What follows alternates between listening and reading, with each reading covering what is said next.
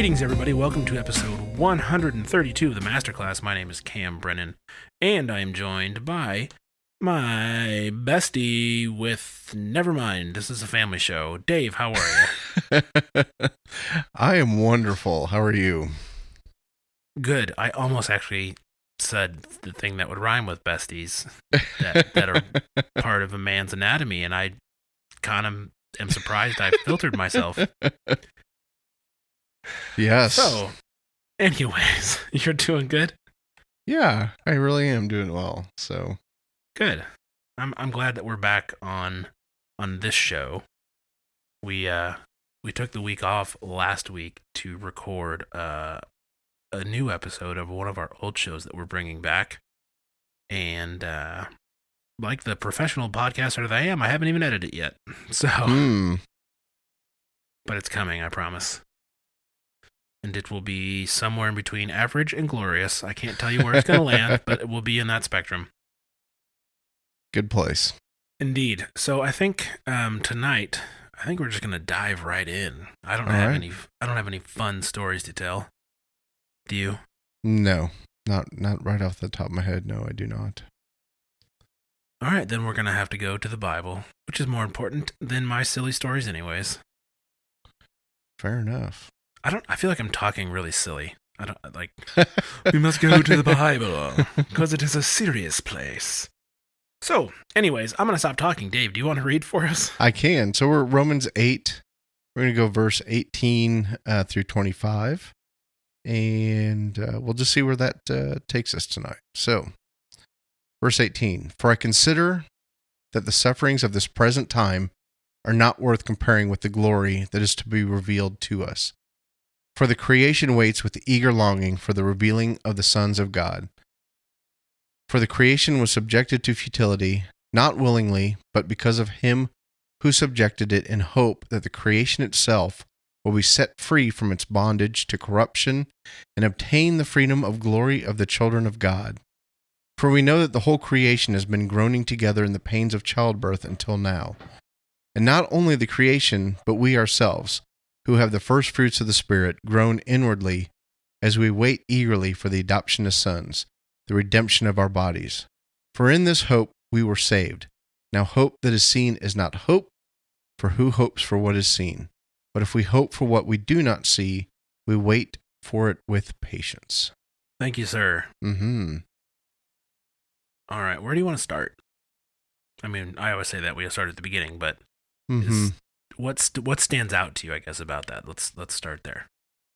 So I think one of the things that consistently stands out to me when I'm reading the Bible and hearing what Jesus and his disciples and the early apostles experienced is this idea of suffering and how little suffering I really have in my life, and the things that I would label as suffering, or I've, considered suffering in the past, are probably very trivial when it comes to what Jesus and the disciples and the apostles experienced. So I know for me, certainly my sufferings in this present time are not worth comparing to the glory. But I also feel like their sufferings were at a totally different level than mine. And I think, well, I'll just kind of throw this out there a little bit of if anybody else has ever had the same thought, or is it the same place of sometimes I feel like if I'm not suffering, I'm not being a good Christian. I'm not doing, like if I was really out there doing what Jesus wanted me to do, I would be suffering more.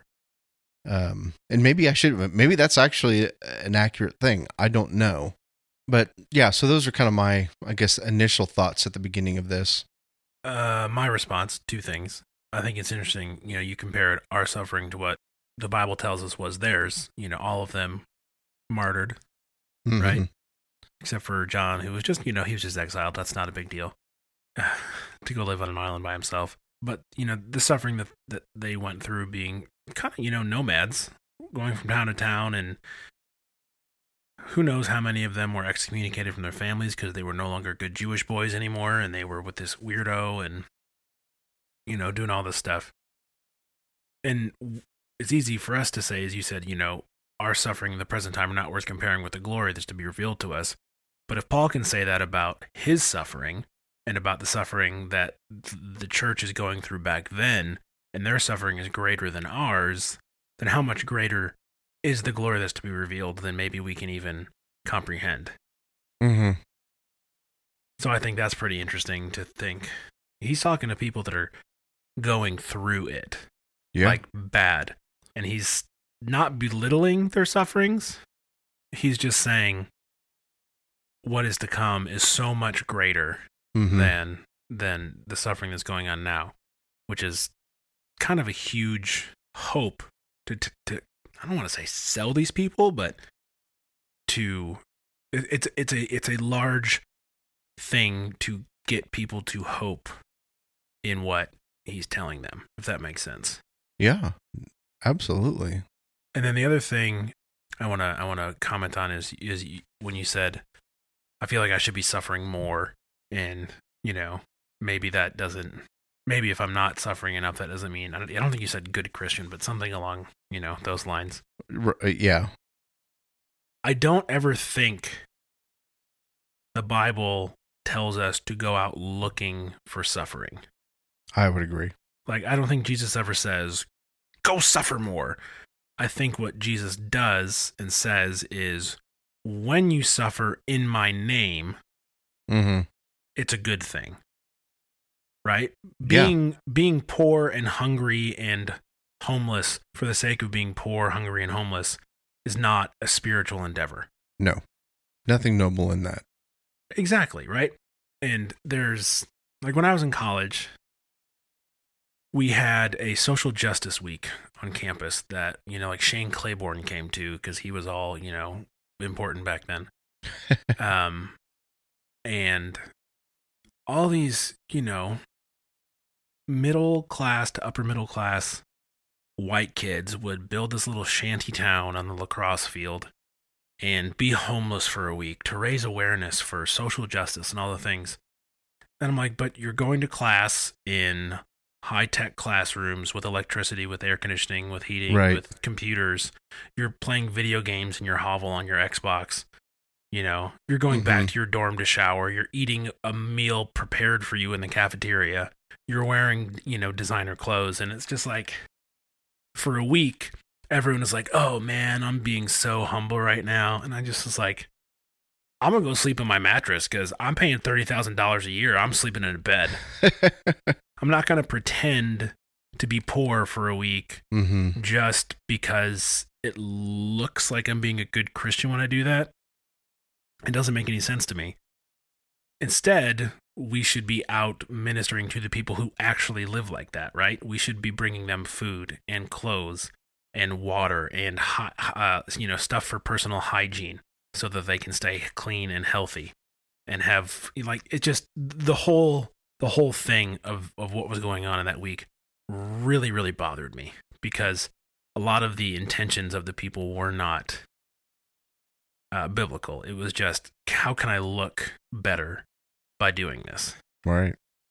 And so I guess my response to you is, just because you don't feel like you're suffering enough, whatever enough means, like that's, I don't know how you define that, but that doesn't mean that you and I think you know this, but like, it doesn't mean that you don't love Jesus. It doesn't mean that you aren't in a relationship with God. It just means that right now things are kind of fine. Right. As far as like, financially, you're not worrying about how to pay your mortgage. You're not worried about where your next meal is going to come from. Correct. You're not worried about, is this disease going to kill me? Nope. It's okay for things to be okay sometimes. Yes. There's always something coming down the pipe. Oh, sure. Yeah. You know what I mean? Oh, yeah. And so I guess I want to encourage people that it's not, according to my understanding of the Bible, biblical to go out searching for suffering just so to suffer more. Sure. That's not what Jesus was about. Jesus was about the truth. And so if you are living a life in accordance with the truth and telling people the truth and showing them examples of what it is, and suffering finds you in that way, fine. Yeah. Jesus has given us examples and illustrations to learn how to live in that suffering. But it doesn't mean, well, I really haven't had a rough go of it, so I'm just going to go drive my car into a tree just to, feel like, oh, I'm suffering now. It's like, no. And I realize that's a ridiculous example, but I hope I'm making sense. Yes. Good. Sometimes I worry that words come out, and I've said that. I'm just going to stop making caveats. I've said that like probably on half our episodes. I'm going to stop. I will say what I say, and I shall not question it any longer. See, I'm talking silly again. It's been a long week, Dave. Has it? Yeah, it's been a long week. It's all right. Everyone has long weeks, not just me. Yes. So, all right. So, suffering. You can tell that my brain is totally working correctly tonight. Yes. And so the verse that's coming to my mind as we're talking about this is Paul talking about being content. And I can't remember where that's at, but he really kind of talks about being content regardless of what my circumstances are.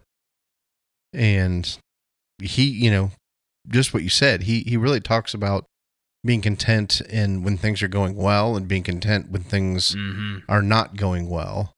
And I think that's Paul, right? It is. Okay. Yeah. He says like he's learned how to live with much and learned to live with little, and his joy is not dictated by his circumstances.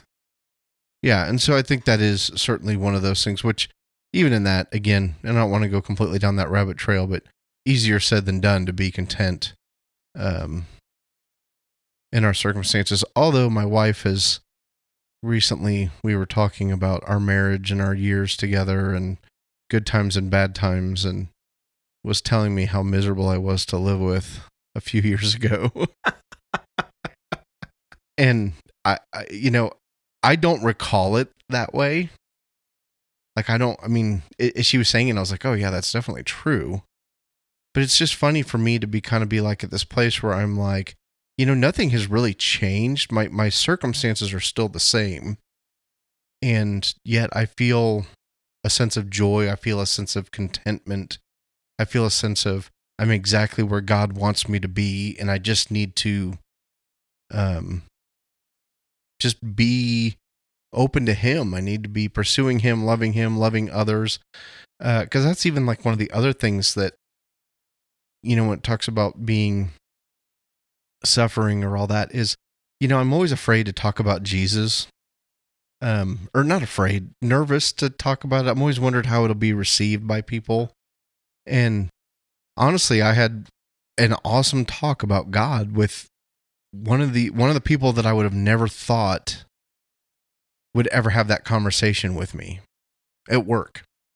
And just kind of in that parallel of being in suffering, I'm like, why am I so afraid to talk about Jesus to people when time and time again, the conversations have been good? Mm-hmm. Like even in that, it's sort of like, nobody really ever's like, oh my gosh, I can't believe you're a freaking Jesus freak, and I'm never going to talk to you again. I'm going to tell everybody what a Jesus freak you are. And then it's like, everybody knows I'm a Jesus freak. All like suffering aside, I just wish I was bolder about my faith in terms of not really having that inner dialogue with myself of, I guess it would be a monologue because I'm talking to myself, right? Dialogue. Yes. If I answer myself. Yes. But anyway, it just that realization of vast majority of the time, people are going to be receptive to that conversation. And if they're not, then, well, I suppose I could have the conversation with the wrong person and it could cost me my job, but that would truly be just allowing him to be in control then, I guess. Yeah, but to your point, the chances that conversation goes, like, tragically bad? Right, exactly. Really slim. The most likely thing that's going to happen is one of two. The person's either going to go, yeah, that's nice, and change the subject. Right, or exactly. Engage you. Rarely is the person going to freak out on you, yell at you, tell you you're a moron, cuss you out. Like that does happen, but compared to the other two responses, it's very, very, far very between. Yeah. Yeah, exactly. I get what you're saying. Because it's the fear of the unknown. Because the person could punch you in the face. It's possible. It is possible. I haven't been punched in the face since middle school, and I don't like it. So, I've avoided it for 20 years. Yes. I would like to avoid getting punched in the face again. Yes, I would agree with that. It is the moneymaker after all. That's why I'm on radio and not television. The golden voice. I don't even have that either, but hey, we're making it work, Dave. All right. Making it work. Verse 19 says, "For the creation waits with eager longing for the revealing of the sons of God. For the creation was subjected to futility, not willingly, but because of him who subjected it, in hope that the creation itself will be set free from its bondage to corruption and obtain the freedom of the glory of the children of God. For we know that the whole creation has been groaning together in the pains of childbirth until now. And not only the creation, but we ourselves, who are the first fruit of the Spirit, groan inwardly, yada, yada, yada." Okay, so there's like 1, 2, 3, 4, 5 verses talking about not us, but the physical creation, the world, right? Yep, the universe, everything that we can see, smell, touch, taste. Yeah. Waiting eagerly for hope and being set free from bondage to be in the glory of God with his children. Mm-hmm. How many times have you heard that preached about in church? I don't believe I've heard this preached on. Just even acknowledging that creation longs to be with God. Just even that concept, right? Mm-hmm. I mean, I ain't no hippie, like it's one of those chalk it up in the closet with the Holy Spirit, which we just don't talk about because it's weird, right? There's a song by Gungor called "The Earth Is Yours," and we wanted to start doing it at church. I don't know, 6-7 years ago, whatever. And it really is about joining in with creation and singing the praises of God. And I remember one of our musicians in particular was concerned that the people in the church would be upset by the song because he didn't think that they would understand what was actually being said. And I thought that was really weird because I'm like, well, the Bible talks about creation singing the praises of God like all the time. All throughout the Psalms, like here in other places, it's like God created it. But like it was one of those moments where I was like, well, duh, we never talk about it. It's never brought up. So what's the average churchgoer who, let's be honest, probably doesn't have a thorough understanding of not only the Bible, but like of creation and theology and, just this massive universe of what is in the Bible and what it means and all of the doctrines and theories and stuff that surround it. And it's like, if they've never heard it preached about, chances are, if they have read it in the Bible, they've skipped over it because they don't really know what to do with it. Yeah. Because it doesn't fit into the matrix of the answer is Jesus. Yes. As I was reading over this again, I just saw the word popping up, creation. And I realized I haven't thought about that in a really long time. Like, what does it mean that everything that God has created has a longing and a yearning and is going through the suffering of dealing with sin and is longing to be as it was originally intended to be. And that's fascinating to me to think about. Right. Like, I don't have like a clever or witty or even remotely insightful thing to say about it other than I haven't thought about it a lot recently. And maybe it's because winter is kind of coming to an end and, everything in the next month a month or two is going to come back to life, as it were. And I don't know. It's just interesting to think about, man, the trees outside my window, the river rushing by my window. They're part of this creation, this beautiful creation that God made for us to live in. And those things want to be put right. Yeah. And that's weird. It is. But only because we haven't talked about it much. No, we don't. That's all I got to say about that, really. It just stuck out to me, and I thought, peculiar. So, I think I've talked about Rich Mullins songs quite a bit on here. And it's okay. Someone's got to represent that era, Dave. And I'm not saying you're old. I'm just saying that Rich Mullins represents, I think, a really, what's the word? Like rich, but also like narrow. I was gonna say niche, but I didn't want to rhyme. Like there's like this subset of like Christian music from that era that like Rich Mullins is like the kind of like the unsung hero of. Yes. Yeah, just like there's a whole mess of artists and bands from like that like 8-year period. Mm-hmm. And obviously because of his death and in the circumstances and all that stuff, he kind of gets he's the poster child. That's the word I'm looking for. There it is.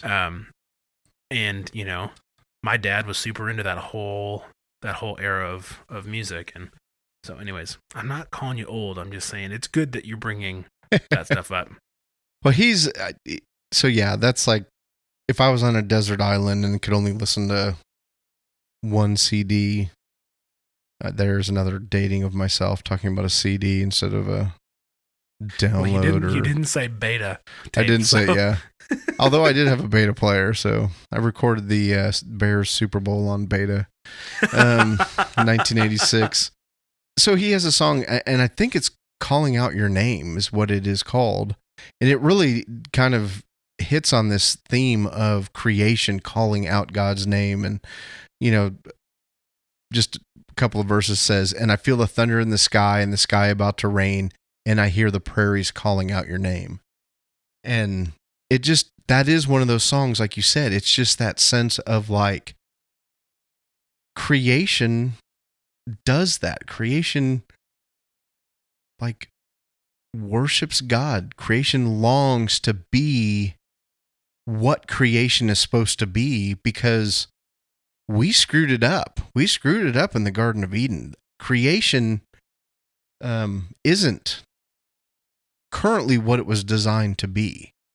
And so there is, even for the world that we live in, to be renewed.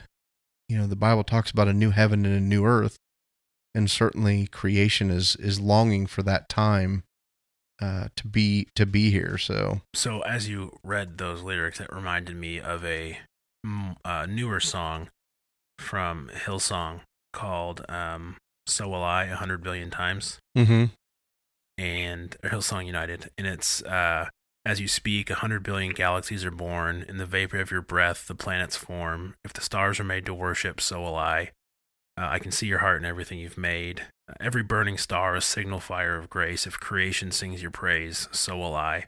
As you speak, 100 billion creatures catch your breath, evolving in pursuit of what you said. It all reveals your nature. Or if it all reveals your nature, so will I. I can see your heart in everything you say. Every painted sky, a canvas of your grace. If creation still obeys you, so will I. And it just goes on and on about the rocks crying out and the mountains bowing down and the oceans roaring. And it's one of those songs that like I listen to like legit for like 4 days straight because it's so good. So we'll have both of those in the show notes for people. The Rich Mullins song and the Hillsong United one. Yeah. Because it's good to be reminded of those things, for sure. I would agree. And then just even in verse 22 where it talks about, we know that the whole creation has been groaning together in the pains of childbirth until now. Again, I think it's just interesting that there's kind of this Genesis 1 parallel of, well, is it Genesis 1? Maybe 2, 3. But a Genesis parallel in terms of like, pain in childbirth came about in the Garden of Eden. That wasn't the way it was designed to be. And I just think it's just so interesting and that every woman curses. Yeah. That this idea of creation has been groaning together. Just what a magnificent picture that really is of creation groaning together in the pains of child. I mean, there's just this element of God created things to be a certain way, and it's not currently in that state. And there's a longing, a groaning to be back to where it's supposed to be. And the other thing is I always wonder, I'm like, 2,000 years seems a really long time. When you look at all the things that were recorded in the Bible, 400 years of silence, different kind of, it's like, man, it feels like 2,000 years feels like a really long time for us to not hear from God. And I always am like, I think it's really close, but it could be another 10,000, 20,000 years. And I can't imagine what it would be like for a believer that's still hanging on 20,000 years after the fact, but I digress. Guess we'll just have to wait and see, Dave. Yes, we will. All right, and then verse 23 ends, or just from the beginning, I guess. It says, "And not only the creation, but we ourselves, who have the first fruits of the Spirit, grown inwardly as we wait eagerly for adoption as sons, the redemption of our bodies. For in this hope we were saved." So the hope of redemption, the hope of adoption, right? The hope of becoming, right with God and being part of his family. Mm-hmm. Now hope that is seen is not hope, for who hopes for what he sees? But if we hope for what we do not see, we wait for it with patience. And as you read that initially, I thought I was having dinner with my wife and her aunt, and we just had Culver's, and I remember thinking, I really hope I have a hamburger. Like, as I'm staring at it, well, I know I'm going to have the hamburger because it's mine and it's on my plate.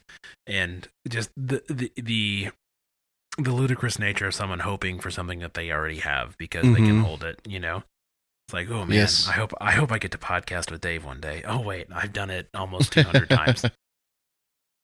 Yeah. But I also wonder, why did Paul feel the need to explain that? Because, obviously he did. Otherwise, it wouldn't be in here. Yeah. So, I mean, I don't have an answer for that. It seems kind of funny that he felt the need to include this. Now, hope that is seen is not hope, children, for who hopes for what he sees? It seems, I don't know, a bit bizarre to me. But, well, even that, for the first sentence of that, for in this hope we were saved. So there's to me, there's kind of this connection of even our salvation falls on this spectrum of it's not seen. There's a hope that there's a faith that we have to have in terms of believing that what he says is true is true. And I definitely don't think we should be doubting our salvation. I don't think we should be in that boat, although I think that's a very common and natural thing to have. There is this acknowledgement in this verse that the hope that in this hope we were saved. There is this acknowledgement of you've got to take it on faith. There's an element that is not seen. We didn't walk with Jesus. We didn't talk with Jesus. We didn't break bread with him. We didn't see him do miracles. There is certainly an element of our journey that is dependent on faith and hope and believing in what we can't always see. So I thought that was interesting. Yeah, that's a great point. That's a great point, Dave. I would have glossed right over that, so thanks. Sure. Yeah, but if we hope for what we do not see, we wait for it with patience, which is, again, just, I think, Paul preventing a conflict before it happens, right? If we hope for something, this is what we do. We wait with patience. We don't have another option. We're not going to fight over, what we do in the meantime. We are going to wait patiently and then move on, to the next part, which we'll cover next episode. But, where'd the last 31 minutes go? It amazes me every time. I would absolutely agree with you on that. I've even had that thought like a day or two later, thinking about an episode and just being like, I don't know what I said. Like just truly just like that, like, oh dear God, I hope I didn't have like total heresy or, something that, and even in that, God's a big God. So I'm not too worried about that aspect, but just knowing that our heart is to not lead people astray or to say things that we shouldn't say, but truly point people back to him. And even in our doubt or our uncertainty or the things that we may not have right, I think that's one of the things that's just so beautiful about the Christian faith is this, it's not like here are the 5 things that you have to do. And if you do these 5 things, you'll be saved. There is this intangible piece to Christianity that makes it so different. But yet, at the same time, I've been doing a devotional that's kind of on the basis of hearing from God. We do have to quiet ourselves. We do have to center ourselves on who God is and His Word to hear from Him. And that it's very easy, particularly, well, it's probably been easy since the beginning of time, but very easy in our world today with all the distractions that we have to pull us away from Him. And probably more than ever have to make a focused effort to be in His presence and to hear from Him. Yeah, it's making the time, It's not, I didn't have time. It's no, I used to say this to my dad, I didn't have time to do it. And he would always say, no, you didn't make time to do it. Mm-hmm. And I'd be like, that's such a dad thing to say. But now I'm like, now it's you're so like, true. Yes. Yeah, it's so true. I did not make time to get the important things done. I, screwed off and did this or, whatever. I chose to do other things with my time. And it's just a matter of, discipline, really. That's what it comes down to. Very a lot of true. times is, am I going to do what I know is right? Or am I going to do something I actually want to do, which is more fun? Yes. But, we're such grown-ups, Dave. I'm so proud of us. Well, I do continually choose things that I shouldn't choose, so. We were going to end on such a good note there, man. You ruined it. Any other thoughts before we sail off into the sunset? No, I do not. All right, then I shall hit the outro. You can, well, first of all, thanks for listening, everyone. Secondarily, you can find the show notes at supermegacorp.net/masterclass/132. You can get Dave on Twitter at David J. Hogue. You can find me on Instagram at Cam Brennan, because I don't spend a whole lot of time on Twitter anymore. I just don't. Instagram's so much more fun. I mean, Twitter's good. It's like my news feed, but I honestly, couldn't tell you the last time I tweeted. Oh, I have no idea. So, anyways, that's where you can find me. You can email us, hello@supermegacorp.net. You can check out our Patreon page at patreon.com/supermegacorp. And all the other good links and such will be in the show notes. And bye. Bye.